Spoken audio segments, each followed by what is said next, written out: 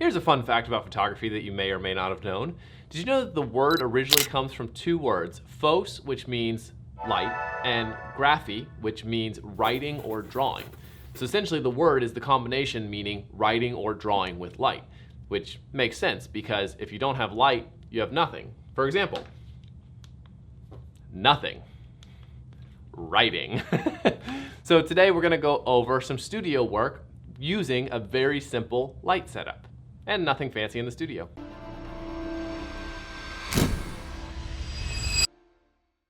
My name's Will, welcome back to the channel.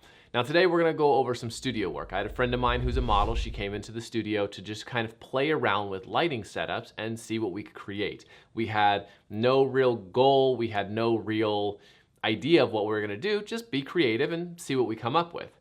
Now, studio work can be extremely daunting because you see these epic studios. I mean, these huge warehouses with beautiful setups and really expensive lights and great modifiers and blah, blah, blah, all these different things. But it doesn't have to be fancy. Now, my studio isn't the fanciest. It's not the worst, but it's a big room and I have a simple paper backdrop, and equipment-wise, I'm using Godox 8200 Pro. I have a Godox 95 centimeter modifier, which is this one lighting me here and the backlight right behind me. And I use I think it's an ML60BI, Godox ML60BI for my constant lights.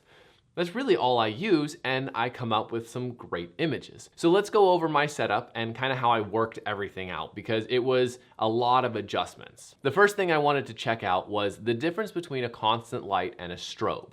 Now, I was talking to two extremely good studio photographers, Jeff Carpenter and Ryan Dunbar, and they were kind of helping me tweak everything. And one thing that they were explaining to me was the difference between constant light and a strobe. Now, constant lights in general are more designed for video work. Now, obviously they can be used for studio photos and stuff like that, but they are a lot hotter. They're gonna make the model hotter, they're gonna make the environment hotter, and they're not as strong. Like, you need a much bigger one to get the same amount of light that you can get from a smaller flash. For example, when I was using the ML60s, originally at first, I was testing hot spots. You know, when you get those sheens, those really bright spots on the forehead, the nose, the cheeks, stuff like that, and where they come from. Well, I found that I get more hot spots using my constant lights because they're hotter. When you have a softbox, let's say this is your modifier, right? This is terrible. So let's take a modifier. Now, not using an umbrella or anything like that, just this is our light, this is our modifier, the light goes right in the back of the modifier. So the center of your modifier, flip that around, the center of your modifier is gonna be the hottest spot, and as it goes out towards the edge, it's called feathering. So if you have, these are terrible, little diagrams here, but if you have your model right here, and you have the light directly on her, you're going to have a bigger chance of having a hot spot if the light is hotter.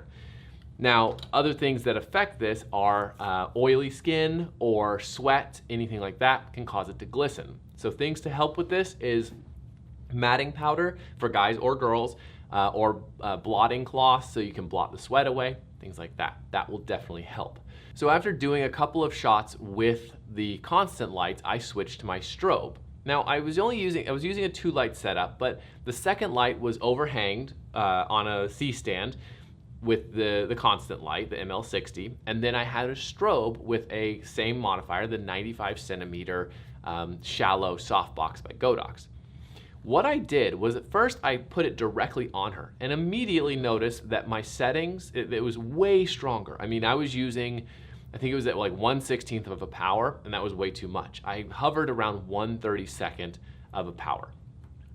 So I put it directly at her, and the shots were very bright. And then I kind of feathered it away to a point where it was feathered 90 degrees. So model here, 90 degrees facing sideways with a V flat right here. I actually turned the modifier a little bit more so it was feathered at an edge. So the cast of light was very, very soft. And I found this worked really nice and gave me these amazing shots that I've been throwing up on the screen.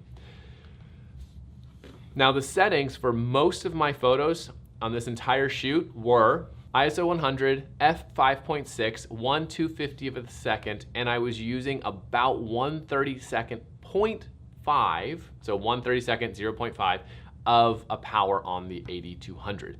Now, a couple of things to note. All of my edits I did in Lightroom. There were only two that I did in Photoshop, and that was two. I really liked this image. It turned out amazing, and I just wanted to kind of retouch her face a little bit like that. The only thing I didn't like about the image is the light that you see on her fingertips. For the life of me, I couldn't figure out how to fix that, so it is what it is. It turned out great anyways. Now, with this photo shoot, I was just kind of playing around. Like, we were just not really going for any specific purpose, but we came out with some really great shots, and I really just had her play around. She is a model, so I kind of let her do her thing, and I gave her tips like up her chin, look to the light, move this way, move that way, you know, just kind of little tweaks and stuff like that. But it was a very easygoing photo shoot, but the photos came out incredible. I absolutely loved them. Now, we were just using a simple white backdrop from Savage Backdrop, and all of this equipment I'll actually link in the description for you, that way you can check it out. But I found that studio lighting is much more simple than people make it seem.